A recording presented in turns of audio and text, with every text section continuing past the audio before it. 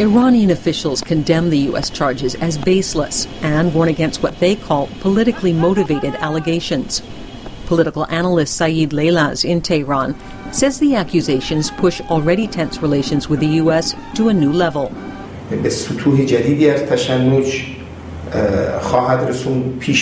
My forecast ahead of this revelation and last night's accusation was that there is a possibility of military confrontation between these two countries.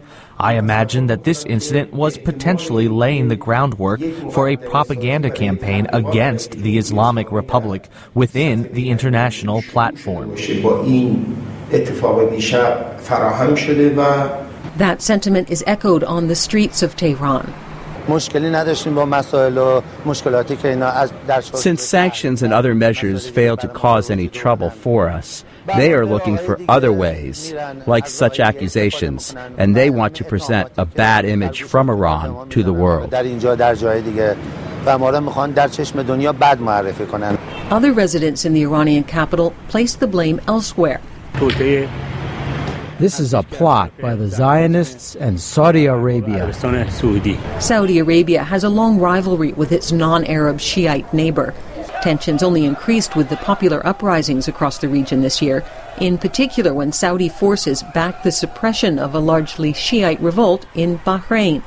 Patrick Clausen is with the Washington Institute for Near East Policy. Iran was embarrassed that it could not, in fact, do anything to help the Shiite protesters in Bahrain, and that the Saudis were able to intervene without Iran being able to lift a finger to stop it. Saudi Arabia said Wednesday that Iran must pay the price for the alleged plot. Ali Reza Nader is a senior analyst with the RAND Corporation. They've been rivals for a long time, even during the Shah's time, before the Islamic Revolution.